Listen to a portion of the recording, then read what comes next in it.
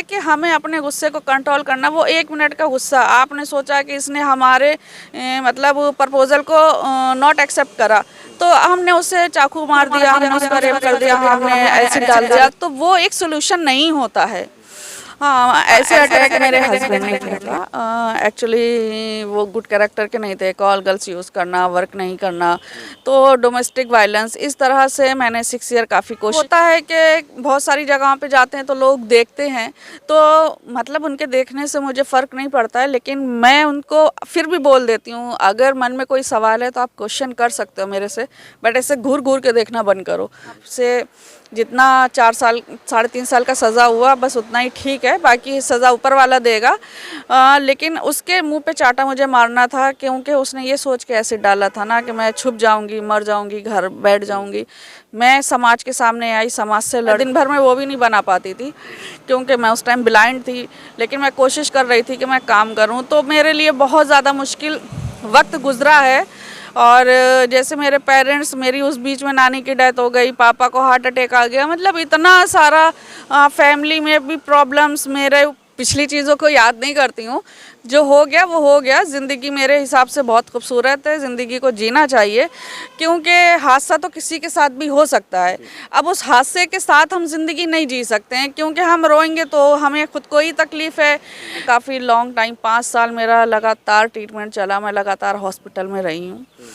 तो इसीलिए कि वो जो है, जो अटैक होता है ना, वो इंसान का मतलब जैसी लाइफ में सुनामी ले आता है, इस तरह का ही अटैक होता है। और उससे ज़्यादा अटैक जो है हमारी सोसाइटी करती है, क्योंकि जब कोई क्राइम होता है ना, तो मैं आप लोगों को बताना चाहूँगी, मेरे ऊपर ऐसे अटैक हुआ था 11 फरवरी को। और इस हादसे में मेरी ये आई लॉस हुई है, और इस आई में भी एक ऐसी चीज़ है जो आपका लाइफ टाइम ट्रीटमेंट चलता है, 70 से 80 सर्जरीज होती हैं। तो मतलब हम मेंटली स्ट्रांग हैं, लेकिन फिजिकली उतना स्ट्रांग नहीं रह पाते हैं।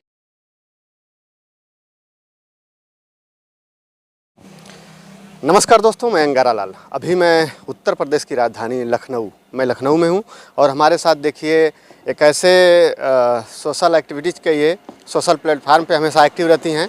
आज इनसे हमारी मुलाकात हुई है, आप देख रहे होंगे, पहचान भी रहे होंगे। इंस्टाग्राम पे अच्छे खासे फॉलोअर्स भी हैं और यूट्यूब चैनल भी है। तो आज इनसे मुलाकात हुई है, इनके बारे में थोड़ा सा जानेंगे, क्योंकि आप लोगों ने जो इनकी स्टोरी देखते होंगे या जो रील्स देखते होंगे, तो बहुत सारा क्वेश्चन दिमाग में आता होगा कि आखिर में इनके साथ ऐसा क्यों। सबसे पहले मैडम आपका स्वागत। Thank you so much. मेरा नाम फ़राह खान है और मैं डिस्ट्रिक्ट फ़र्रुखाबाद से बिलोंग करती हूँ। और यहाँ लखनऊ में रहती हैं? हाँ जी, मैं 2016 से लखनऊ में रह रही हूँ और मैं सोशल वर्क करती हूँ। और मैं 2015 से मैं आगरा कैफ़े मैंने ज्वाइन करा था, तब से मैं फिर उसके बाद मैं 16 में लखनऊ आ गई थी, तब से मैं अभी तक यहीं पे हूँ। ये मैम, आप इंस्टाग्राम पे देखता हूँ अच्छे खासे फॉलोअर्स हैं, हमेशा एक्टिव रहती हैं, कभी कभी वीडियो आती है, कभी कभी नहीं आती है, ऐसा क्यों? एक्चुअली क्या है कि जैसे काम है, कभी कभी फिज़िकली बहुत सारी प्रॉब्लम्स रहती हैं, क्योंकि ऐसा अटैक एक ऐसी चीज़ है जो आपका लाइफ टाइम ट्रीटमेंट चलता है, 70 से 80 सर्जरीज होती हैं। तो मतलब हम मेंटली स्ट्रांग हैं, लेकिन फिज़िकली उतना स्ट्रांग नहीं रह पाते हैं। तो जो पेन इंसान कभी कभी फेस करता है ना, हम लोगों को वो पेन रोज़ फेस करना पड़ता है। तो इसलिए कभी कभी ऐसा होता है कि पोस्ट नहीं डल पाती है। मैडम, थोड़ा सा मैं जानना चाहूँगा, क्योंकि लोगों का यही सवाल है कि ये आखिर में अच्छा खासा चेहरा पहले से ही था, बाद में ख़राब हुआ, या फिर कैसे क्या हुआ ये सब? ओके, हाँ, बहुत सारे लोगों को ये क्वेश्चन होता है इंस्टाग्राम पे या वैसे कि मैम आप मतलब बर्न से ऐसे ही हैं। तो मैं आप लोगों को बताना चाहूँगी, मेरे ऊपर ऐसे अटैक हुआ था 11 फरवरी को। और इस हादसे में मेरी ये आई लॉस हुई है, और इस आई में भी ओनली 20% विज़न है। तो ये एक हादसा ऐसा होता है कि आपकी बोन तक, मतलब हड्डी तक को गला देता है। तो मेरा 2011 में ऐसा अटैक हुआ था, तब से लेके मेरा अभी तक और लाइफ टाइम तक कंटिन्यू ट्रीटमेंट चलता रहेगा, और मेरा अभी तक 30 सर्जरी हो चुका है। 30 सर्जरी? यस। मैम, उम्र क्या होगी?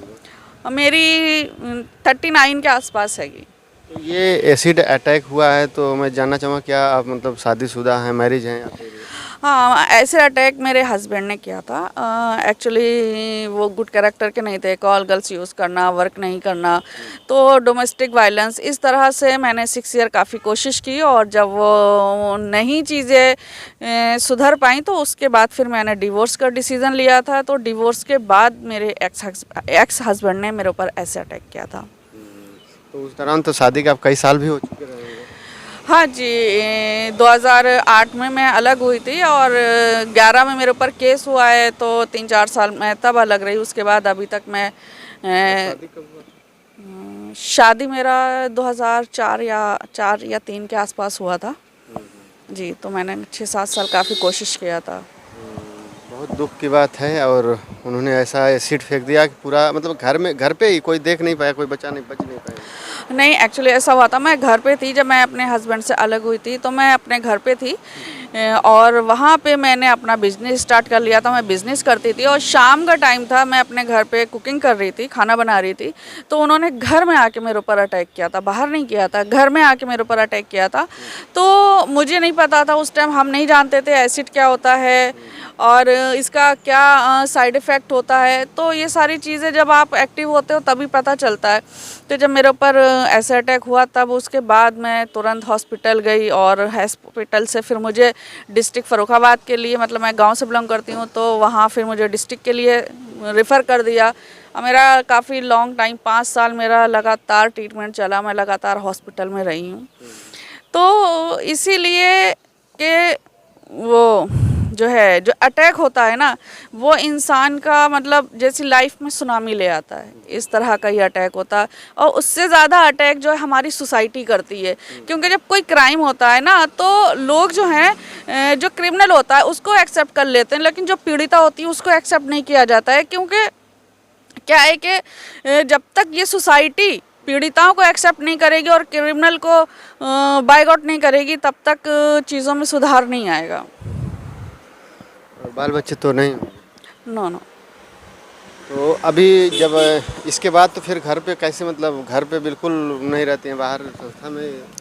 नहीं, मैं यहाँ रेंट के घर पे रहती हूँ, और मैं मतलब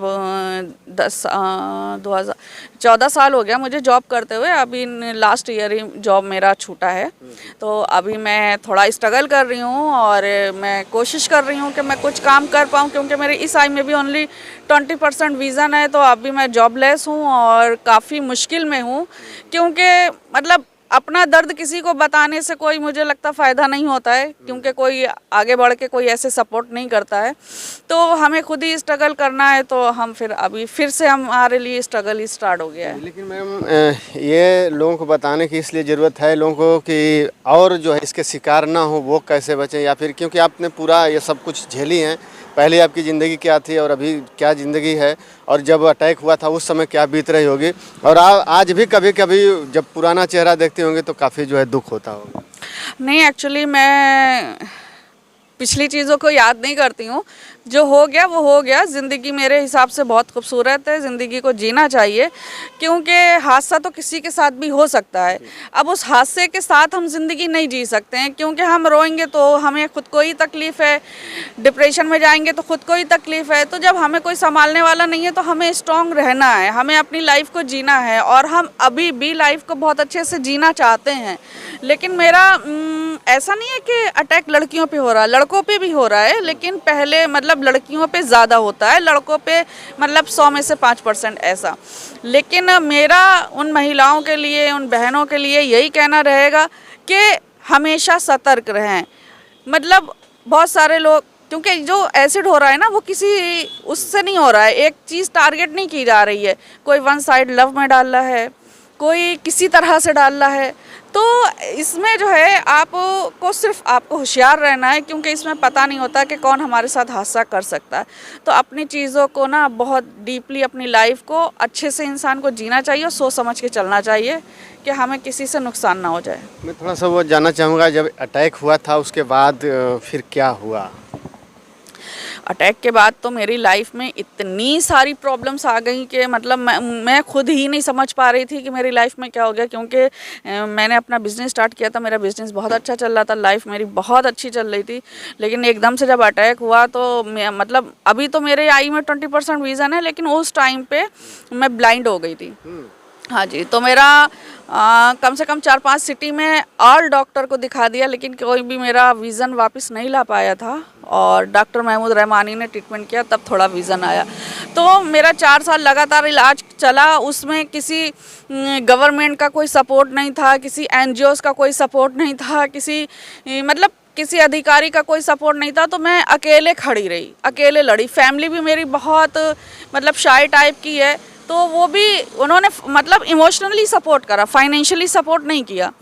तो मैं खुद से लड़ी, मैंने खुद की काउंसलिंग की, खुद का ट्रीटमेंट कराया। वो उस टाइम आप सोचो बेड पे पड़े हो और आपको ही डिसीज़न लेना है कि हमें क्या सर्जरी कराना है क्या नहीं।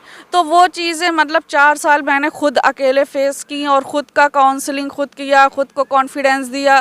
तो ऐसे करके मैंने 4 साल काटा, लेकिन लास्ट में समझिए ऐसा हो गया था कि मेरे पास पैसा नहीं बचे थे, और मतलब मुझे चने वाले लिफाफे बनाना पड़े थे अपने इलाज के लिए, और वो 24 रुपए का मतलब 1 किलो बनता था। मैं दिन भर में वो भी नहीं बना पाती थी, क्योंकि मैं उस टाइम ब्लाइंड थी, लेकिन मैं कोशिश कर रही थी कि मैं काम करूं। तो मेरे लिए बहुत ज़्यादा मुश्किल वक्त गुजरा है।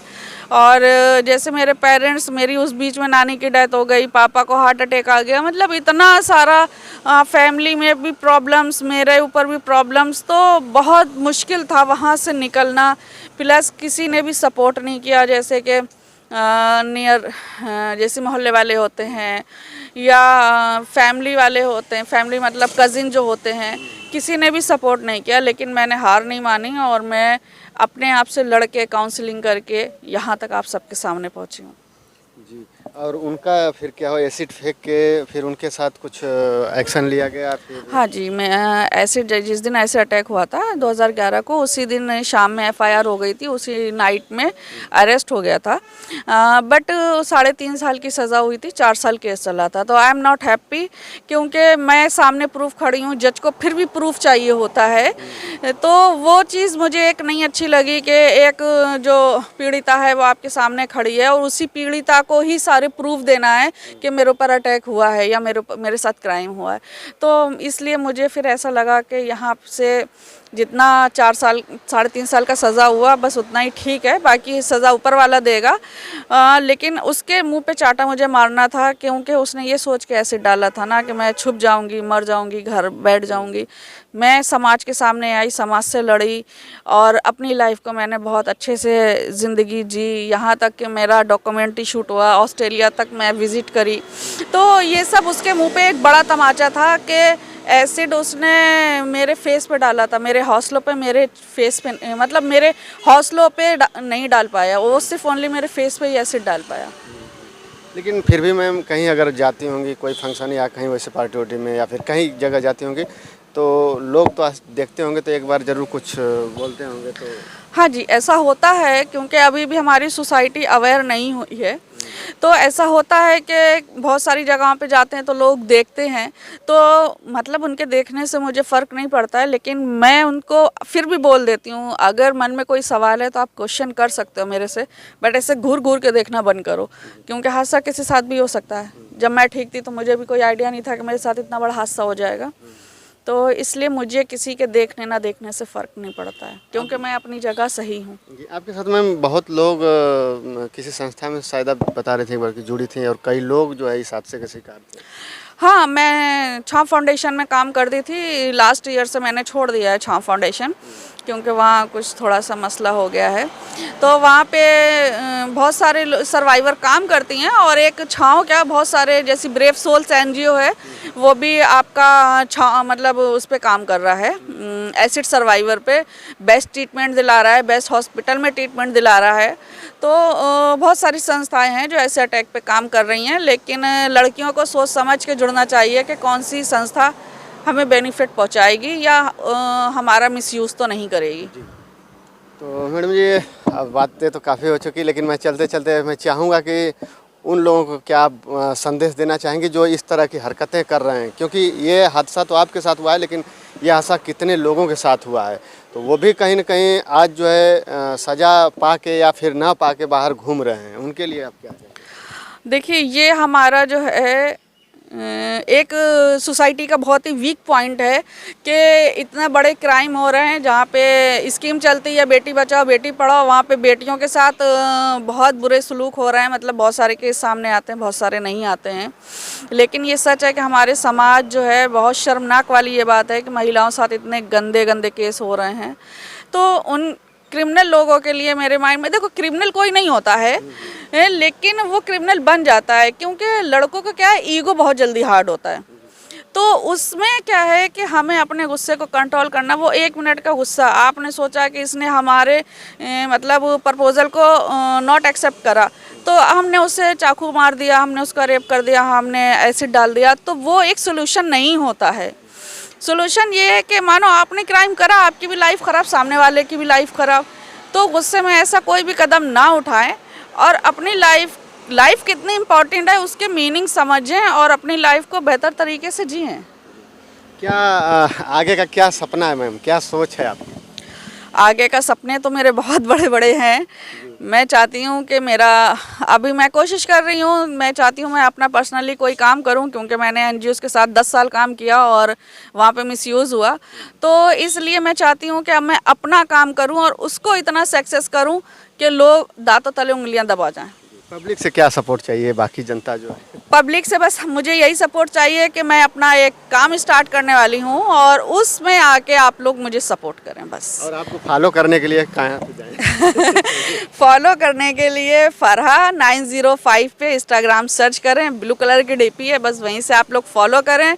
ये आपका एक फॉलो, एक लाइक, एक कमेंट मेरे लिए बहुत इम्पोर्टेंट और बहुत मायने रखता है, क्योंकि आप सबका प्यार ही मेरे लिए जीने की खुशी मिलती है। मुझे इंस्टाग्राम से मुझे कोई इनकम नहीं है, लेकिन मैं एक सोशल एक्टिविस्ट हूँ, इसलिए मैं चाहती हूँ कि आप लोग मोटिवेट हों, क्योंकि इतना सब फेस करने के बाद इंसान डिप्रेशन में चला जाता है। और मैं सोशल मीडिया पे आई हूँ इसलिए कि जो मतलब छोटी छोटी बातों से लोग डिप्रेशन में चले जाते हैं, तो वो लोग डिप्रेशन में ना जाएं और मुझे देख के मोटिवेट हों। बहुत बहुत धन्यवाद मैम। तो दोस्तों, आज हमारी मुलाकात फराह खान जी से लखनऊ में हुई है। पूरी बातें आप लोगों ने सुना, आप लोग मोटिवेट भी हुए होंगे और आप लोग एक छोटे से बस सहयोग, केवल इनके इंस्टाग्राम आईडी को फॉलो करिए, बहुत सारी जानकारी बहुत आपको हमेशा मिलती रहेगी। तो बस इस वीडियो में इतना ही, फिर मिलते हैं अगले वीडियो में, तब तक के लिए धन्यवाद। जय हिंद, जय भारत।